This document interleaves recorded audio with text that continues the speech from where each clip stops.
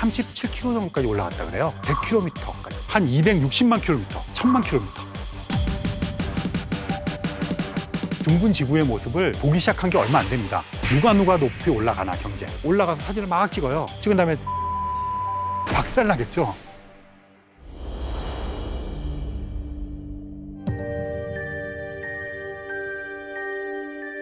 감히 인류 역사상 사람들로 하여금 가장 큰 감동을 준 태양계 가족 사진을 찍자고 제안을 합니다. 극심한 반대에 부딪힙니다. 그렇게 과학자들이 반대하는 걸 무릅쓰고 찍어보낸 그 작은 하나의 점, 인류 역사상 최고의 작품 중에 하나가 아닌가 이런 생각을 합니다.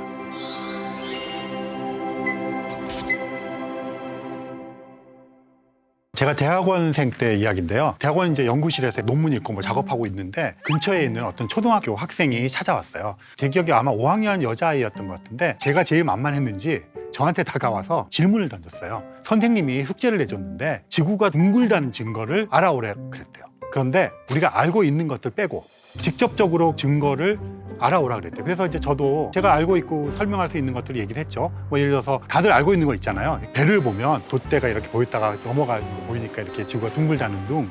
뭐 이런 얘기를 막 했어요. 그렇게 말고 자기를 직접 설득시켜버리는 거예요. 뭐 막 얘기를 하고 뭐 종이를 꺼내갖고 막 이렇게 이랬는데 설득이 안 되는 거예요. 자기 눈으로 보면 믿겠다는 건데 자기 눈으로 믿으려면 우주 여행을 해야 되는데 그건 할 수가 없는 거잖아요. 그래서 이제 그날은 타일러서 돌려보내고 그 다음날 오면 가르쳐주겠다 하고서는 이제 주변에 있는 친구들, 대학원 동료들과 머리를 싸매고 막 여러 가지 얘기했는데 뾰족한 수가 없잖아요. 그냥 우린 그렇게 배웠어요. 그래서 알고 있는 거예요. 그 다음날 왔어요. 왔는데 얘가 친구들 데리고 왔어요. 여러 명. 그래가지고 우리는 또 궁색한 대답을 했겠죠. 납득이 안 되고 설득이 안 돼요. 그래서 뭐 타협을 했어요. 옥상에 올라가서 망원경으로 별 보여주고 짜장면 사주고 그냥 아는 것을 치자 이렇게 된 겁니다. 그래서 실제로 지구가 둥글다. 우린 누구나 다 수긍해. 물론 평평한 지구로 음모론을 주장하는 사람도 있지만 그런 사람들은 극히 일부의 사람들이고요. 대부분의 사람들은 증거가 있고 사진도 있고 다 알고 있단 말이죠. 그런데 그 여학생이 던졌던 질문처럼 돌아가서 내가 어떻게 지구가 둥글다는 걸 알지? 어떻게 알아냈지? 생각하면 사실 막막하잖아요. 그리고 제일 좋은 거는 사실은 직접 눈으로 보는 거죠. 내 눈으로. 내 눈으로 못 본다면 다른 사람의 눈으로 본 것을 믿는 게 최고잖아요. 그 여학생이 던졌던 질문은 굉장히 궁극적인 질문이었다고 생각을 하고요. 그래서 이렇게 한번 해보고 싶어요. 지구를 떠나면서 지구를 막 바라보는 거죠. 이런 작업을 한번 해보면 어떨까?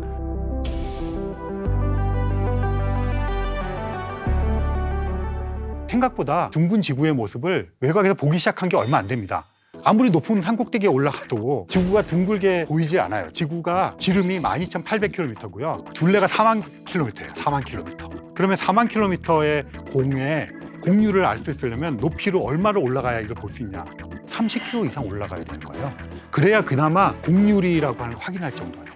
그러면 그 이전에 지구에서 제일 높은 산이 에베레스트인데 10km도 안 되잖아요. 그러니까 안 되는 거죠. 그래서 언제부터 둥근 지구를 눈으로 목격하기 시작했냐면 기구가 올라가기 시작하면서. 근데 그 기구는 대부분 1900년대 초반에 막 레이스를 벌였거든요. 서로 경쟁을. 누가 높이 올라가나 경쟁. 그러다가 인류 역사상 처음으로 둥근 지구를 눈으로, 사람의 눈으로 목격하게 되는 사건이 일어났는데요. 1936년에 미국의 사우스 다코타라고 하는 주에 있는 국립공원에서 기구를 띄우는데 이게 한 37km 정도까지 올라갔다 그래요. 그래서 사진을 찍었어요. 그 내셔널 지오그래픽 부록으로 나왔는데 거기에 보면 우리가 눈으로 인지할 수 있을 정도의 공률이 보입니다. 그게 인류 역사상 처음으로 지구가 둥글다고 하는 것을 직관적으로 직접적으로 관측한 거예요. 아까도 말씀드렸지만 지구가 반경이 12,800km, 둘레가 4만 km인데 기껏 그 정도 올라가서 보니까 지구의 일부밖에 안 보이잖아요. 지구의 공률을 확인했지만 여전히 동그란 지구를 본 사람은 아무도 없는 상태가 되었어요. 그리고 국제우주정거장이라고 있는데요. 그 이소연 박사님도 갔다 오시고 굉장히 많은 우주인들이 갔다 왔는데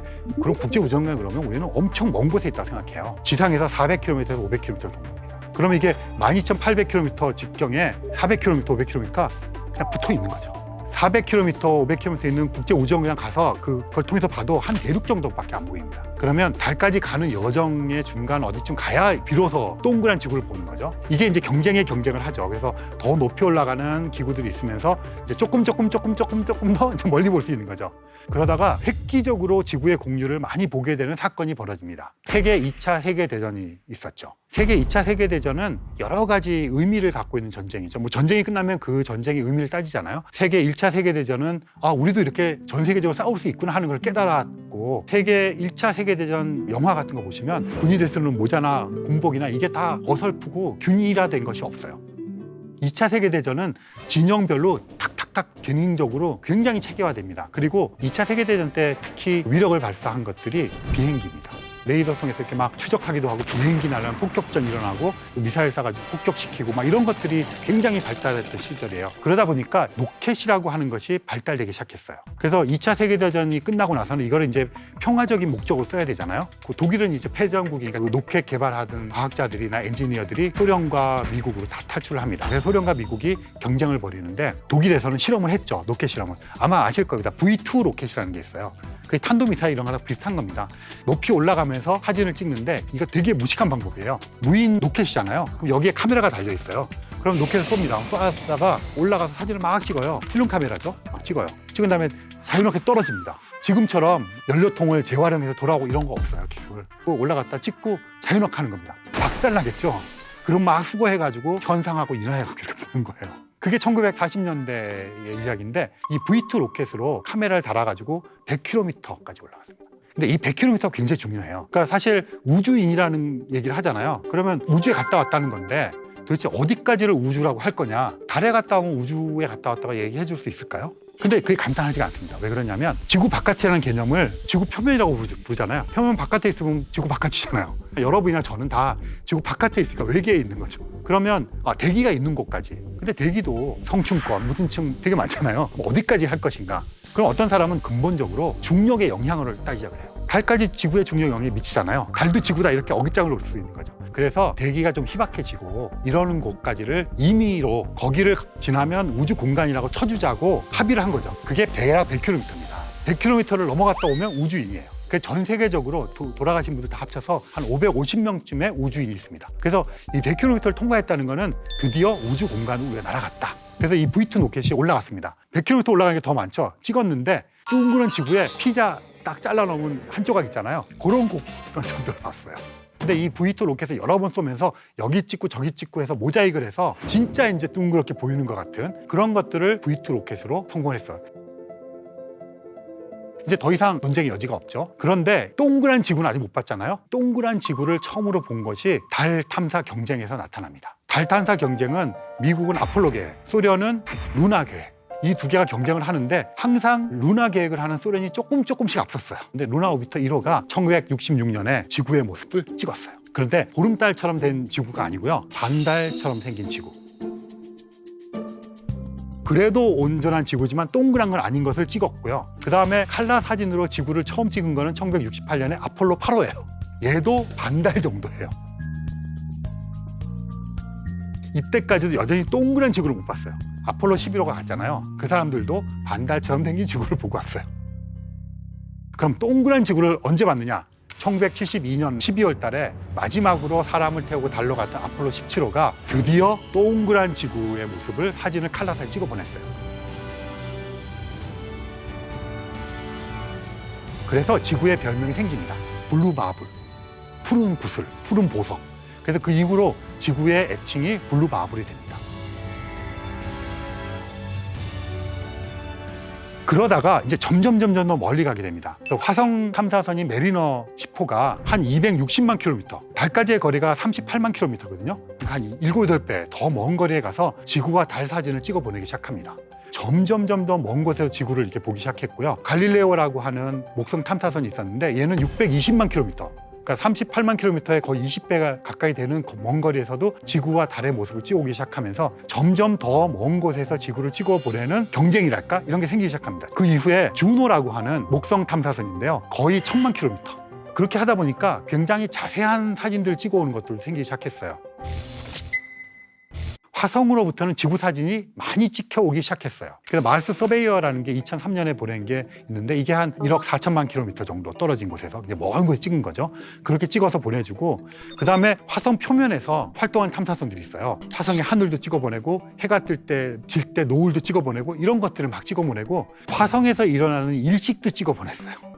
그래서 화성으로부터 오는 탐사선으로부터 오는 사진은 당분간도 계속 올 거예요. 왜냐하면 예전에 그런 사진을 보내준 스피릿, 오퍼튜니티 얘네들은 활동을 멈췄지만 마스 글로벌 서베이어호라든가 이런 몇 대가 인공위성처럼 돌고 있고요. 고정되어 있는 화성 탐사선이 여전히 살아있어요. 그리고 마스 2020이라고 하는 미국 화성 탐사선이 착륙을 합니다. 이어서 중국의 탐사선, 아랍에미레이트 탐사선 이렇게 세 대가 화성에 내릴 거예요. 걔네들이 또 돌아다니고 사진 찍고 해서 더 풍성한 사진을 우리에게 막 보내줄 겁니다. 지구에서 화성을 관측하는 것만큼 화성에서 지구를 관측하는 것도 어쩌면 더 많은 관측을 하고 있어요. 그래서 화성에서 바라보는 지구는 우리가 화성 바라보는 거 생각해 보시면 돼요. 그러면 그 빨간색으로 보이고 점으로 보이거든요. 망원경을 보면 이제 좀 보입니다. 그런데 화성에서 지구를 바라보면 어떻게 보일까? 화성보다 지구가 2배 크거든요. 그럼 2배 크게 보일 거예요, 겉보기가. 근데 워낙 멀어서 눈으로는 그냥 밝게 보이고 약간 푸른빛을 내면서 밝게 보이겠죠? 그러면서 항상 화성에서는 지구를 바라볼 때 금성, 수성이나 마찬가지로 안쪽 행성이기 때문에 해질 무렵 해 뜬 직후에만 보일 거고 어떤 때는 이 세 개가 나란히 보이는 때도 있을 거예요. 되게 멋있을 거예요. 그렇게 보이는 거고 점으로 보입니다. 망원경을 갖고 보면 우리가 화성을 보듯이 조금씩 크게 보이겠죠?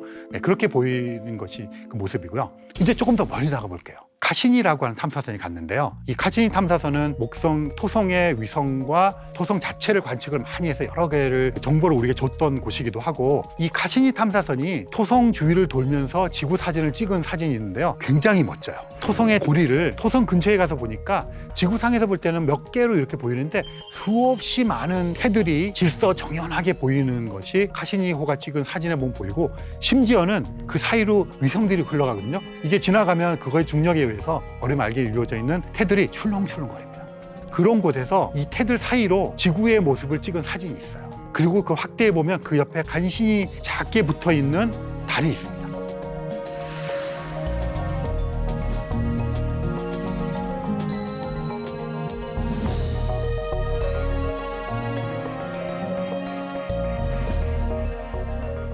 저는 지금까지 쭉 얘기했던 그런 모든 사진 중에 토성태 사이로 보이는 지구의 사진, 확대해서 보면 작은 점처럼 붙어있는 달까지도 보이는 이 사진, 저 사진은 정말 멋진 사진인 것 같고요. 카시니 탐사선은 과학적인 탐사를 하는 탐사 위성이잖아요. 그런데 이 사진은 과학 탐사 위성이 찍었지만 인류가 만들어내는 가장 위대한 예술 작품 중에 하나가 아닐까. 그 다음에 하나 더 말씀을 드리려고 하는 이 사진은 감히 인류 역사상 사람들로 하여금 가장 큰 감동을 준 더 위대한 예술 작품이었다고 말할 수 있는 사진 얘기를 하려고 하는데요. 보이저 1호 얘기를 먼저 하겠습니다. 보이저 1호와 2호가 있는데요.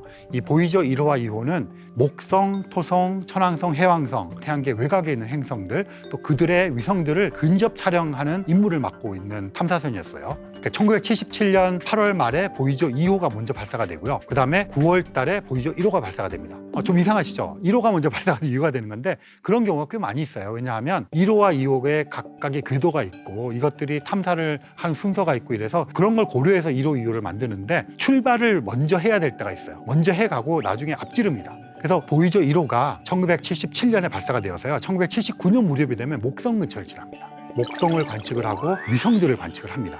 그리고는 얘는 태양계 바깥을 향해서 계속 항해를 합니다. 근데 이 태양계는 어떻게 생겼냐면요. 가운데 태양이 있어요. 태양이 있으면 주변에 수성, 금성, 토성, 목성, 천왕, 해왕성이 거의 같은 원반에서 돕니다. 이렇게 납작하게 이렇게 돌고 명왕성이 조금 삐딱하게 돌았어요. 하지만 대부분의 행성이나 위성들은 이렇게 돌고 탐사선들도 태양계의 원반 면을 통해서 가겠죠. 관측을 하고 옆을 지나가야 돼요. 그런데 보이저호는 목성을 관측한 다음에 약간 이렇게 뜨게 됩니다. 1990년쯤이 되었을 때 해왕성 궤도에 위치를 하는데 이렇게 면에 있는 게 아니라 조금 떴어요. 마치 사다리 같은 걸 놓고 올라가서 밑을 내려다보는 약간 2층에서 밑에 사람들 모아놓고 사진 찍는 이런 뷰가 형성이 되어 있었어요. 그래서 칼 세이건이 태양계 사진을 찍자고 제안을 합니다. 더 멀리 가면 지구가 너무 어두워서 보이저호의 카메라로 지구가 안 담겨요. 더 멀리 가기 전에 카메라를 태양계 안쪽으로 돌려서 태양계 가족 사진을 찍자고 제안을 합니다. 극심한 반대에 부딪힙니다. 과학자들이 반대해요. 엔지니어는 반대해요. 왜 그러냐면 태양을 찍는 거랑 별을 찍는 기기는 완전히 다릅니다. 별은 찍는 기기를 태양에 갖다 놓으면 이게 터져버립니다. 금방 고장나버려요. 태양이 비록 멀지만 그래도 압도적으로 밝은 천체잖아요. 그래서 이 기기가 고장날까 봐. 그래서 칼 세이건이 그런 것이 고장나지 않게 다 계산해가고 설득을 합니다. 드디어 1990년 2월 14일 날 발렌타인데이 때 이 카메라를 안쪽으로 돌려서 태양계 가족 사진을 찍습니다. 수성은 태양에 너무 가까워서 구분이 안 될 정도로 묻혀버렸고 화성은 이미 지구보다 멀잖아요. 어두워서 안 찍힙니다. 해왕성과 천왕성은 찍히긴 찍힌데 이렇게 흐르면서 찍힙니다. 그럼에도 불구하고 태양계 가족 사진을 드디어 완성을 합니다. 그때 찍힌 지구의 모습이 있어요. 1990년 2월 14일 날 보이저 1호가 찍은 사진인데요. 그 사진에 한 픽셀도 안 되는 점이 찍힙니다. 지구가. 이 사진의 이름이 창백한 푸른 점, 영어로 페일 블루 도트. 인류 역사상 우리가 가지고 있는 가장 먼 곳에서 찍은 지구 사진입니다. 블루 마블 해서 지구의 별명이 페일 블루 도트로 바뀝니다. 페일 블루라는 색깔이 약간 푸른 계열의 색깔인데 지구가 이제 푸른 색깔을 내니까, 근데 페일이 얼룩졌다는 뜻도 있거든요. 저 때 무슨 색깔이 나타나겠어요? 한 점밖에 안 되는 픽셀도 안 되는데, 그러니까 사실은 얼룩이라고 해도 그렇잖아요. 창백한 푸른 점. 그래서 창백한 그럼 약간 또 의인화된 느낌이 있잖아요. 그러니까 천문학자들이 이 말을 되게 좋아하거든요. 우리말 번역을. 근데 물리학자들은 되게 또 물리학자들이 좀 몸이 건조하잖아요. 그래서 창백한 푸른의 창백한이라는 거를 보다는 얼룩진 이런 거를 좋아해요. 번역판에. 그래서 제가 칼 세이건의 아내인 앤드류안이라는 분이랑 인터뷰하고 할 때 이 이야기를 갖고 와서 페일 블루 돛이라고 지었는데, 페일 블루라고 하는 색깔도 있고 얼룩이라는 의미도 해서 이렇게 약간 한국에서 이런 논쟁이 있다 했더니 그분도 역시 이런 감성 없는 물리학자들,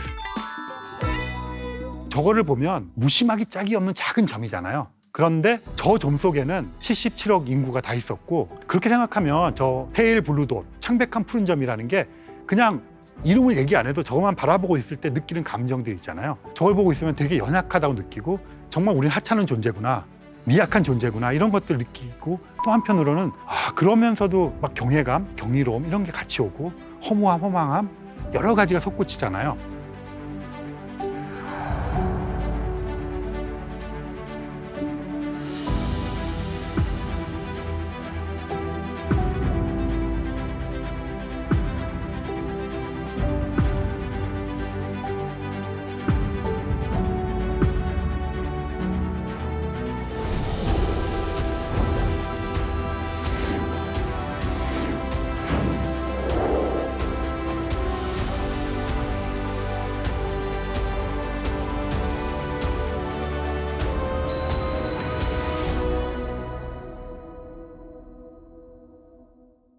그래서 우리나라에서도 창백한 푸른 점이라는 제목의 노래를 발표하신 가수분이 계세요. 지금 제가 말씀드린 이런 내용들을 담고 있습니다.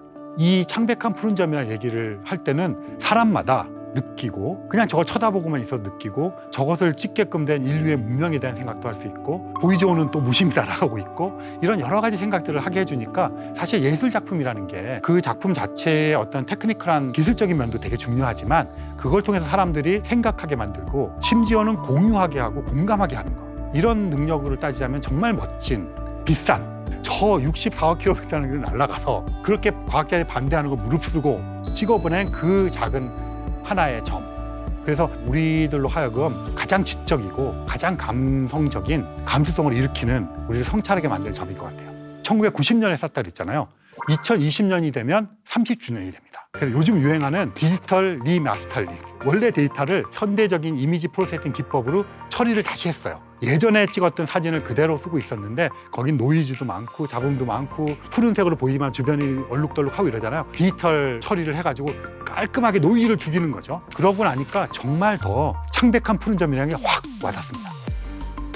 예전 게 되게 정감이 있어요. 왜냐하면 얼룩덜룩하고 이런 정감이 있는데, 이 이미지 프로세싱에서 낸 걸 보면 정말로 고독하고 외롭고 떠있고 작고 하찮고 그러면서 경이로움을 느끼는, 그야말로 페일 블루 돛 창백한 푸른 점을 볼 수가 있어요.